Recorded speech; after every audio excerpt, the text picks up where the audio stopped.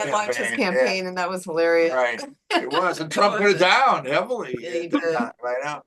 You with us, Tiff? We're halfway there. We are halfway to the Halfway there. green room. I know things are spinning. Live. All right, we are live in the green Oh, room. good morning, everybody, and welcome to our, I think, 180th or something. I don't know. 185th episode of the Green Room. We have an awesome guest today, Steve Bloom, and we'll bring him in a moment. He's coming to us from the Bronx, right, Steve? Not Brooklyn, but the Bronx. BX. Right. Yeah. Listen, we'll talk some Yankees, Guardians, maybe American League, right? American League, World Series thing. But first of all, I got to wish Ruta a happy birthday from yesterday. And welcome Ruta back. Steve, you may see some things nationally, but we had a horrible flood down here, in Sarasota County, and Ruta's house was affected, so she was not in the green room last week. No, I was cleaning. And I wanted to welcome her back. I know it's funny. I'm cleaning out my office this week, which is like 1/1000 millionth of having to clean your house out. Ripping out the floors out and drywall out. I know. But one of the things that I found in my office, Steve, was what is behind me in the background are the High Times magazines that I had accumulated somehow, somewhere. Yeah. And I'll be honest with you, I just can't throw them away. So Steve was a former editor of High Times, and we'll introduce you in a second. But listen, Steve, as I told you before coming in, we got to go national news just a little bit because listen. I'll be honest with you, and Steve, I'm not going to assume anything politically with you, but you are from New York and you're from the Bronx, and we down here in Florida are not all in the Republican farm of Trumpville down here. So we're actually a fairly liberal show, and people know that. But you know what? Listen, I think people are just sick and tired of former President Trump demeaning and criticizing and downing every single person. And not every single person, that rises to levels of power is not intelligent and corrupt and this and that. I mean, some people are really out there trying to do good. And unfortunately, though, it's so tainted. But what's interesting? Yesterday, I went to so amazed. Just start talking about when you can do good and stop criticizing everybody else. He has no means of doing that. He tried last night. He did, but what's interesting? I was at dinner. I just want to say quickly. And we were sitting next to another table. There was another table, and we started just speaking. It was a very friendly conversation. And then all of a sudden it started about politics, and they were obviously for Trump, and obviously a lifelong Democrat. And I was like, we started to just say he's like, oh, I don't like Kamala. I'm like, well, I don't like the person that was here. And then what we said, we're like, forget politics. We were having a great conversation, and deep down, he said, the guy and his wife, they said, we're sick of this. That's the point, especially when you just went through tragedy like you did, when you saw everybody come together and nobody in your neighborhood or on your street cared what you are, who you are. You just everybody's suffering. Each other. The other night too, they're very heavily Republican. They came over, they made smoked salmon because they know I have no stove, no anything, but their house wasn't flooded a few streets up. So they brought dinner, and it's like, nobody cares about those stupid politics at the end of the day, and it's so he made it so divisive in this country, and it's so sad because at the end of the day, when you break bread with somebody, nobody cares. But Steve Bloom being a journalist, and let's introduce him. But the thing that scares me so much is this whole AI they created. The crowd. Hang on, I know because that's setting the stage for this is all fake. They're all cheating. I won. And we're going to have to swamp, I'm telling you, the ballot box by literally 100. I'm telling you, we're going to have hundreds and thousands of these battleground states. Yeah, because they're going to call it scary. Well, because they always just want to create a narrative. There's a playbook for this. And it's Germany in the 30s, everybody. We're just in a different era. Steve Bloom, coming from the Bronx. Cannabis OG, journalist. Let me make one joke about my Jewish mother and father, okay? You absolutely are my Jewish mother and father's nightmare. Why? Because I also was a communications journalism major at Ohio State. And if I would have told my dad that I was not going to go to med school and I was going to go be a journalist in Peoria, Illinois, and go be a radio or this or that, he literally would have dropped dead on the spot. So, Steve, I respect the heck out of you being a journalist through the years and really making an unbelievable career in the cannabis space and making a difference, right? That's awesome. And we do. When we have other journalists on it, we have Derek Ham, shout out, Eric Sarkisian, shout out. when I get a journalist in here, I say to you, and I mean it, thank you. Thank you so much for bringing us the stories. And I can't wait to hear them. And really the truth, quite frankly. And I can't wait to hear your vision of where we're at in the cannabis space right now in 2024, as compared to when did you start your career in cannabis and how did it start? I started working at High Times in 1988, and that was sort of a fluke. I met a guy who worked up there, and we knew each other in the publishing community in New York. And High Times was based in New York at the time, and was founded there. And so I just kind of fell into a job at High Times. He invited me up to do some proofreading, to write a couple of stories, news stories, and then one day gave me a call, said they were looking for a news editor, a part-time job. And at the time, I was a freelance journalist. I've been sort of working my way through the late 70s and 80s, developing my career, which started as a music journalist. Wow. And so all in New York, Steve? Say again? All in New York, in the city? Yeah, everything was in New York. Yeah, I did everything in New York. I started. Well, that's the great place to be, of course, for all of it. I started in the late 70s. I had a love of music, good knowledge of it, gone to a lot of concerts. So I figured I'd write about music. I had interest in not being a musician, but knowing a lot about music. My father was really into music a lot. And speaking of journalism, I have journalism in my family. My brother's a sports writer, Barry. My father was a salesman, but he, on the side, he did a lot of writing projects and stuff. So I think that kind of inspired us to become full-time journalists, as opposed to my dad being sort of a part-time. So he did inspire us to go in that direction. We weren't really encouraged to be doctors and lawyers in my family. Sure. Well, it's 55 years today was Woodstock. That's right. Yeah, it began on the 15th, August 15th. I was a little young for that. Actually, growing up in New York, I remember waking up on that Saturday morning and it was all over the news. The newspapers, the throughways closed, the whole upstate is inundated with hippies. And my eyes were just opening around that time. I was 15. And so I wasn't really aware of Woodstock like something I was going to go to. So definitely I didn't go. I missed Woodstock, so to speak. I was just too young, to take off at that point in my life. I really wasn't aware of it. But the thing that Woodstock did was really open my eyes. It was awakening.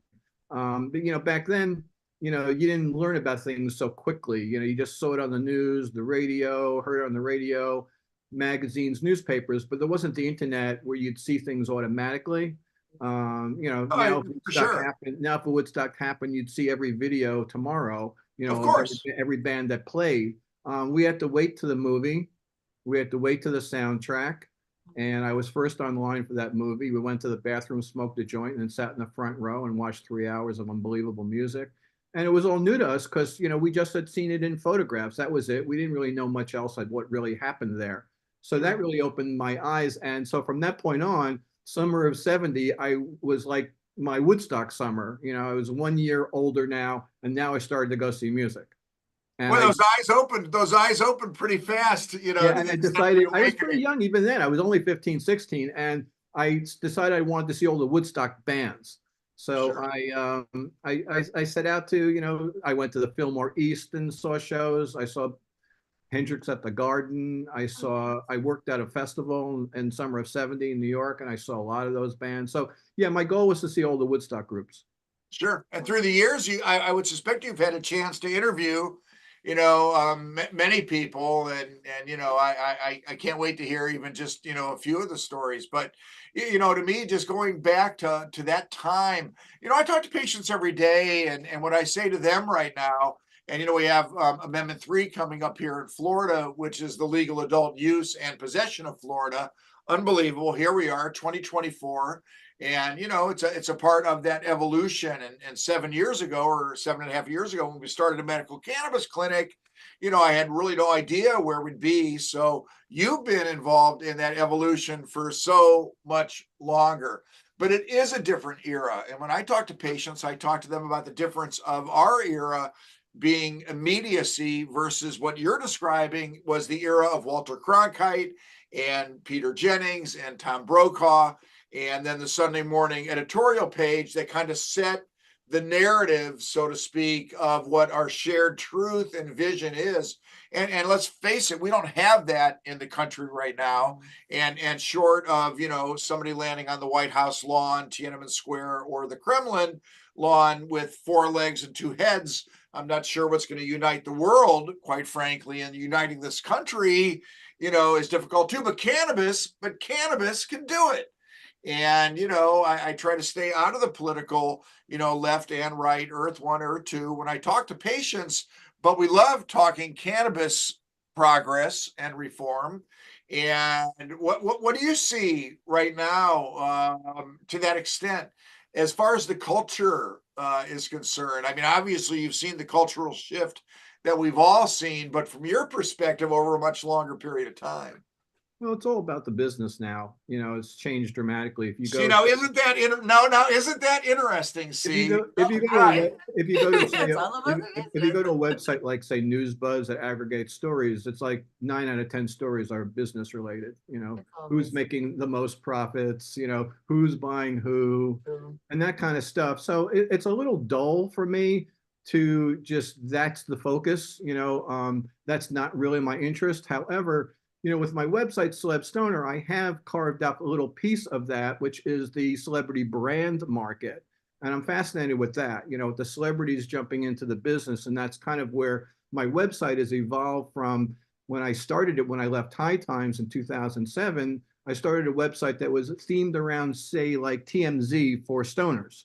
You Huh. know, it was the focus was around a lot of marijuana celebrities getting arrested for weed, like Snoop Sure. Dogg and Willie Nelson repeatedly. And so it was kind of like a crime site was the idea initially, and then it evolved into more of a news oriented site. So I kind of went in that direction. But what's interesting is that, you know, back then it was the busts and now it's the brands.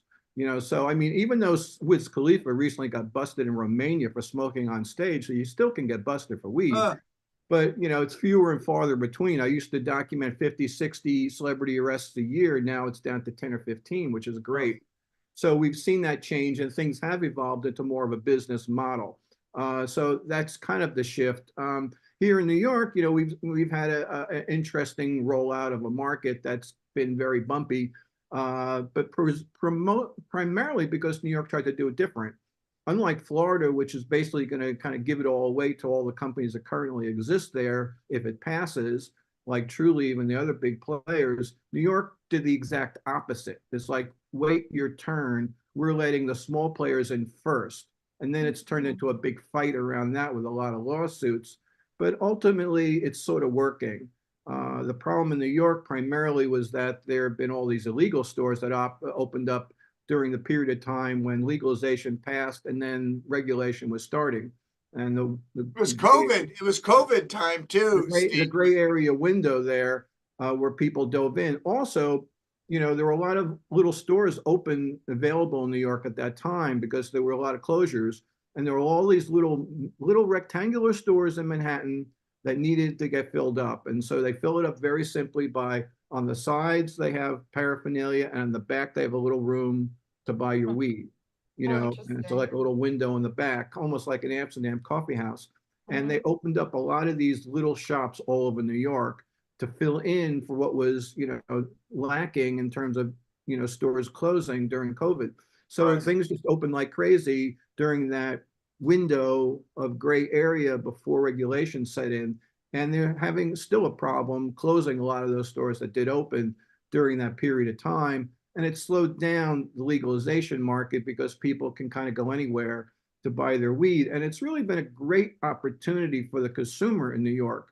They just have anywhere they want to go, they can buy weed. There's stores everywhere, legal, illegal. You could still buy from your friend if they're still selling weed. So Well, it's and you have your gray market as well with the deltas, you know, Steve. even that though, I stay away from that. But that's a whole Well, other of course you do, but you have to. that's a whole other complicated It area. is. It's a The whole other THCAs. complicator. It's so funny. A friend of mine was buying the THCA, but didn't really know what it was. It was this powdered kind of white powdered, you know, on the top of buds. And he was digging it and didn't really know what it was. And I finally figured it out that basically it was this crystallized, you know, hemp that has been crushed into powder. and it looks like Coke. It Mhm. looks like Oh, it looks like you would snort it. But so I mean, that's not oh, really. it's a different world, Steve. I was ER doc, of course, and listen, you tell me, you could go to an entire Woodstock with 400,000 people, and yeah, you're going to have some medical emergencies, but none of them were going to be caused by the cannabis aspect, right, of a concert. There could be some other drugs there, perhaps, and Well, I mean, as an ER doc, I finally figured out why I never saw a cannabis-related problem in my 35 years of working in the ER, which is basically your career in the cannabis space, because no 5-year-old ever smoked a joint, right? Just like when a dog would find your weed, pot, dope, grass, in the raw form, they would scatter it on your carpet and you'd come home and you'd be angry, but you're not having to take your dog to the emergency vet center either. But now with today's products, the gummies, the concentrates, things like that are decarboxylated, right? Those type of overexposures do occur. And 5-year-olds find gummies and dogs find gummies, and they result in what we call cannabinoid overexposures, because I refuse to call it overdose, because overdose kills.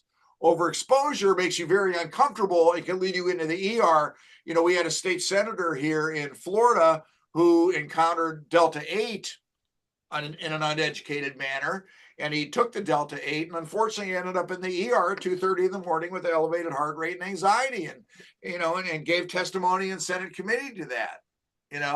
So there is a very broad world of cannabinoids that are much different, than were available, 10 years ago. Well, Which is also in your state, you have a governor that supports that, and as opposed to, legal cannabis, You know, he Steve, my supports head doesn't prescribed turn cannabis. 360, but my chair does. But if my head did a 360, Yeah, and that people we have heard don't it. No, understand but the people have logic heard it in behind the green that. room before. I would do a literal poltergeist over that because it's so disingenuous and so, anti-public health and safety, and it's awful. And listen, I know people in the hemp space that are on both sides of the Amendment 3 battle. Some putting their business interests aside because they're cannabis advocates, always have been. They're hopeful to get in on the horizontal side somewhere, somehow in Florida, but they're putting their interests aside, quite frankly, and they're supporting that slow, steady progress that we have to have here in Florida, Steve. If we're going to get anything done, it's going to have to be in that manner. It's Florida, it's conservative, and it is halting. People want home grow as well. They want horizontal integration. People want everything. But in Florida, it's just kind of the way it's going to be. Do you share that view that we have to take the steps available when they're there for us? Or do you think that, in Florida, it can happen in some other way, based on what you've seen through the years?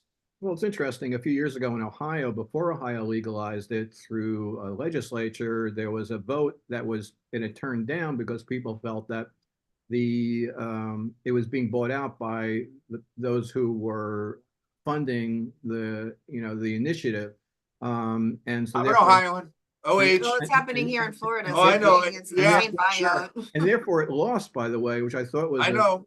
and now Florida's basically doing the same thing. Yeah, exactly the same. Pretty much. Even then, the one in Ohio back then included a lot of small business people like Oscar Robertson, which I was in favor of back then. Let Oscar get his license, but now it's strictly like truly putting in $60 million to sort of buy the market essentially. I'm not opposed to that because that's just the way things are in America, pretty much. The biggest companies do the most business. And if they don't do well, they fail. But so they're at the top of the pyramid right now with a lot of other companies down in Florida leading the way.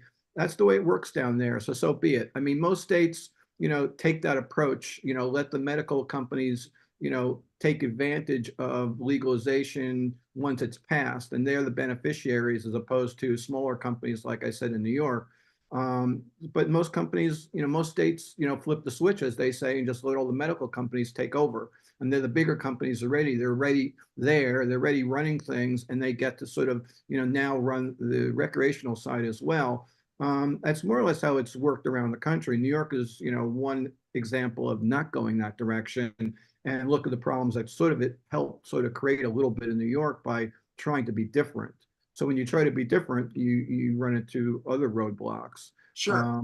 And New York did have 850,000 medical patients at any time either, Steve, so, they never really developed that medical side up in New York, Right. Right. And I follow it. Ohio, I think, is an interesting prequel, to Florida. And I think, of course, Arizona as well. Arizona's campaign being called Smart and Safe Arizona, and here in Florida being called Smart and Safe Florida. So, here But my sister lives in Arizona, and she said it's not doing their program. My point is here in Florida, we're very, very focused on absolutely maintaining the maximal positivity within the medical program that we can. And that means basically two most important things. One would be no taxes, of course, and everybody, we don't know what the tax rate's going to be in Florida. Presumably there's going to be a regular sales tax, of course, not allowed on medicine in Florida. And then some kind of surcharge. We don't know what, how much. And then of course, quality, Steve. And, it'll be interesting to see if they go the route of a potency limit on recreational flower. And then leave medical flower alone. We know there will be a potency difference between the oral edible products on the recreational legal adult use side and the medical side. Once again, we don't know how profound those differences are going to be. So, we're going to fight like heck down here, to make sure that our patients always have. I'll tell you what else patients worry about, Steve, and you can please speak to this, is access. They worry about their medicine being shunted over, to the legal adult use side, and how we can make sure that they continue to have the supply, of cannabis that they deserve. I know you know this, but I know a lot of our listeners and viewers don't necessarily know it. We're waiting for the next 22 new licenses to be awarded here in Florida. The process has been open for over a year. The applications are sitting in Tallahassee. 74 applicants, Steve, for the 22 spots. And I'm sure there were a few dropped out, but so, and with what was it, Ruta, 164,000, I think, non-refundable application fee or something like that. Yeah. So people are sitting and waiting, quite frankly. And with the adult use vote coming up in November, it takes a couple years to ramp up any new company coming in, especially if they're going to make it vertical. How are sales in New York? I'm just curious, because you said even during COVID times, they still had the illegal market. They still had, the hemp space. Then they had the little mom and pops that are selling in the back door, the back side of their businesses. Are sales steadily growing as an industry there, or are they kind of stagnant? Clearly. Oh yeah, clearly. I mean, more and more stores are open. There are about 150 stores open throughout the state now. New York City is packed with stores, legal stores. There are probably 50 in New York alone. So there are, like I said, you can go wherever you want to go. I mean, I know friends who they buy partially from the legal stores, partially from the illegal stores, whatever is closest, whatever is local, whatever they think they like is they can get in a given store that they like this particular store versus another. So they really, it's really, again, a buyer's market, because you speak to quality, Steve, to now. Well, the quality in New York is a little bit off because they gave the hemp farmers the key to the cultivation market, and they're still learning how to grow quality THC cannabis. So it's also outdoor. All of the rec weed in New York is outdoors still. Huh. Oh wow! That is right. That's it. Right. That's a short growing season up there too. Yeah, you would very think defined so. growing think season. So, and it could be very problematic growing seasons too, depending on how much moisture there is, and you're causing a lot. Wow, there's got to be ups and downs then in that recreational market to that extent. I mean, like in the old days when there would be a drought, eventually eventually it'll shift, and and the bigger companies have their indoor grows on the medical side, and they're switching over into rec now, so they can start providing indoor cannabis. I think there's a general belief, even though indoor is not great for the environment, that it's better quality. And so that people are used to that level of quality and they don't really like to step down. That's another reason why in New York, the educated consumer might go to the illegal stores because they think that's better quality than what they're getting in the legal store. and they Sure. know what they know when they buy something and they try it and it hits their head in a way that doesn't hit them the way they want it to, and they want it to be a little stronger, and so New York still has a ways to go in terms of overall quality of its cannabis, just in general, on the How about recreational. countrywide? How about countrywide? Like, if you go out to California, Humboldt, County, and, other, small grows, small boutique grows, do you really find that there's a significant difference to the extent, just on the quality that we've I'm seen? sure. I mean, I haven't been in California for a while, but I mean, I'm sure, Northern California has really not been uh, benefited that well by legalization. A lot of those growers went out of business. Absolutely went the other way, of course. They couldn't Yeah, afford to buy, absolutely, of they couldn't course. afford to buy into the regulated Been system. awful. Fees, Yes, that's high fees. the unintended consequence of intended Yeah. consequence. You know what I mean? It's right. You always can't know what's going to happen in your But markets. if you look at the numbers, I mean, I'm not prepared for this discussion with a list, but I've been, looking at it, and it seems like the Midwestern states are doing the best right now. Illinois and Michigan seem to be doing Michigan, yeah. great. Missouri got off to a great start. Massachusetts is doing well. The newer states like New York and New Jersey are still evolving. California has had its ups and downs in the last couple of years. So California is still the leading market because it's the biggest and sort of the oldest, based on the medical market that had developed there originally. So it's just evolving in different ways throughout the country. It's It interesting. is. See, It's almost Colorado is dizzying. falling behind. Of Colorado is now course. finally falling behind because the population is not as large as what you have in Illinois and Michigan, and so the numbers are really peaking more in the more populated states. And Florida will Yeah, be an example of that when it passes, if and when it passes. absolutely. And then we had the federal Schedule 1 to Schedule 3 discussion, and we'll see what happens ultimately with that. So I mean, there's so many moving parts. I just say that cannabis in general, and surely medical cannabis as it evolves, is going to be different 3 to 4 years from now, and that's just, fact. So, I think those of us that are involved and interested, we're going to continue to, pay attention, to make sure that the patients, and citizens, of course, what they deserve, safe, quality, labeled, regulated. We want more research. So listen, the article's all behind me, Stephen. I'm going to get pounded if I don't get at least one story. Okay. Seriously, because listen, Snoop Dogg to me was like the greatest thing in the world at the Olympics. He was Here's awesome. Snoop, cannabis guy through the years, did his thing with honor and integrity and whatever you were doing, be a musician or emergency physician. Am I talking about myself? No, I'm kidding. Listen, just to see Snoop be able to come out, okay, as grandfather Stoner Snoop, it was an awesome thing. No, I'm teasing, but I'm not. And it's kind of evolution of society's acceptance of what I know now, that I can go to conferences and I can meet a Steve Bloom, and I have. And it was an honor to have you moderate a panel I was on, Steve, and it really was. I can't wait to do it again. And I can meet chemists and doctors and lawyers and other people that have utilized cannabis through the years for their good, And you must have met so many fascinating people, Steve, through the years. Just pick out a story or two and just tell us, some of your most favorite encounters that you've had through the years. Well, I mean, since you bring up Snoop and Snoop's been in the news, we pursued Snoop when I was at High Times for several years to try and get him in the magazine. In the 90s, he was having some legal problems. We tried to get him in the green room too, but he didn't answer us either. Right? He was having some legal problems. So we had some kind of, false alarms of like, oh, Snoop, let's do an interview, going to fly out to California, and it got canceled, things like that. But then came 2000, and actually was the first issue of 2000 of the new millennium.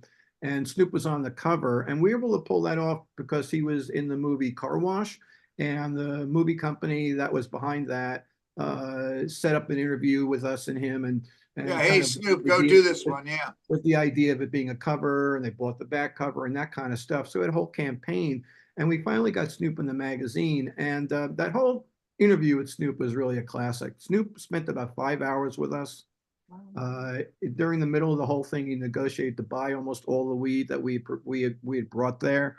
We to roll into one big blunt, Steve, or multiple. Well, we would give, we would give, the guest, nice selection of, samples, these beautiful buds and stuff. And we gave Snoop, here's a package. And he said, that's all. And it's basically he wanted more. I mean, matter of fact, when he showed up for the interview, he was there already at the photographer's studio when we got there. And he's leafing through the photographer's book, looking through his photos. And it was a summer shoot. And speaking of, as you mentioned before, about there were times when there may not have been that much weed during the summer, dry spells, this and that. We were sort of fighting off a dry spell in New York. And we sent, our team of high timers scouring around New York to find something that was worthy of Snoop Dogg. And, we didn't know what we were going to have coming into that. I mean, that is so funny. Yes, and then of course. They, You could show up with like dirt weed and like Snoop Dogg. Actually, so they come in with, these guys from High Times show up with a big bag full, and walk in and open it, pass it to Snoop, and Snoop just buries his head in it, like right deep into it, like gives it a big sniff, pulls his head out and goes, yeah, that's the shit. And it's like ready to go. If he didn't like it, maybe he would have walked out the door. I don't know. But, the funny thing was that interview went like 5 hours, or that photo shoot. And I always remember at the very end, Snoop Dogg was on the couch asleep. And I had to go over to Snoop and wake him up. Snoop, it's time to go, and he didn't have people around him. It wasn't like, bodyguards and stuff. It was way before he was super protected. Sure. I probably couldn't get the access to Snoop today that I had then, especially, well, then, having High Times behind me, and that, all the rappers loved the magazine. So they wanted to be in the magazine, especially once we started with Cypress Hill and Ice Cube and a few others, it's like put me on the cover too. So Snoop followed in that lead and followed being on the cover numerous times. But so over the years, I mean, I haven't really kept up with Snoop, whereas I've kept up with B Real and Ziggy Marley and others that I knew from my High Times days. But Snoop has kind of, gone beyond that. And as far as what he did at the Olympics, it's kind of like the greening of Snoop. We've seen it all along, but now the rest of the world gets to see the Snoop that we know. That's kind of my point, right. This jester, this kind of, he became like the court jester for the Olympics. Just give us a laugh, during all this kind of serious stuff where everybody's working so hard to win medals. And then you got Snoop dancing around and doing his thing and just joking and joshing. And he just sort of lightened everything up. But yeah, it did indicate that, NBC, everybody kept on saying, what's Snoop doing there? And I kept on saying NBC. NBC hired him to do this. And then NBC also hired him to be on The Voice. And if you noticed, I mean, NBC, everything that was happening at the Olympics was connected to something NBC related. Sure. Well, that's always been. All this SNL people, everything was he didn't quite make it. Some way to promote their NBC products, and people didn't quite get it. That's what Snoop was doing there, to promote NBC products. Sure. Hence The Voice, which is coming in a few weeks. And they did all those ads for The Voice to remind people that this is what you should be doing next. If you're a big fan now of Snoop Dogg, go watch The Voice. And that's really what it all was about. Yes, and if you're a big fan of Steve Bloom, where can they find you? Celeb Stoner. Tell us where we can kind of keep an eye. I know. Listen, the green room goes so fast, Steve. We're going to have you back. Listen, before I let you do your thing. So I'm going away for a couple, 3 weeks. Yes. And Steve, I'm going to be in New York at the end of my cruise. I'm going to Amsterdam in 2 days. I'm going to start a cruise to Iceland and Greenland, and then going to Newfoundland, and then we're going to be in New York. So I'll PM you. That's a lot of cruising. You're crossing the Atlantic? Yeah, crossing over the Atlantic, and then going to end up in Miami. So my able crew and Ruta will be holding on pouring around here. I know. That's an old-fashioned cruise, the way people used to cross, It is. It's 22 nights of craziness. But my point is, starting in Amsterdam, it will be awesome and special. So, listen, I want to know, Celeb Stoner, give us a shout out so that I can kind of follow what's going on in the world. And I know that's what everybody wants to get the cannabis news that we provide, celebstoner.com. We've been doing this since 2007. So one of the oldest, longest running cannabis news websites. I do a newsletter every week at my Patreon website. I really recommend people go to Patreon, the Celeb Stoner page of Patreon, join the group, get the newsletter every week. It's really a fun newsletter. It's a sort of an adjunct to the website. And I also run the Cannabis Parade here in New York. So it's another hat I wear. We do this in May. They'll come up May 3rd, the 52nd annual Cannabis Parade, which is now supported by the city of New York. So it's another thing that I do. And I've also run the New York City softball, the New York Media Softball League, which we're coming towards the end of Awesome. our season now, and we'll have playoffs in Listen, September. hopefully my Gardos and your Yanks will be meeting in October in the American League Championship Series. Listen, please come back with us, Yes, Steve, please come because we back. can talk to you Yes. forever. This half hour And flies. yeah, half hour goes too quick. So come back to see us. Everybody go to Celeb Stoner, follow Steve, and I will not see you next week in the green room. And for our listeners here that are local, our primary for school Vote. boards and things, please go vote. It's August 20th. Please vote. It's And really register important. and make sure you're all set for Make sure you're November, of course. as well. So Yeah, everyone take care. and vote for Amendment 3, okay? Give it a shot. My favorite. We need the 60%. Let's get that. It's a big deal to pass that, you know. It is. It's a has tough big bar. impact nationally to see something like that pass in Florida. So it's important. Thanks for the shout out, Steve. Thanks, And we'll see you next time in the green room. In the green room, and have safe Whatever that travels. may be.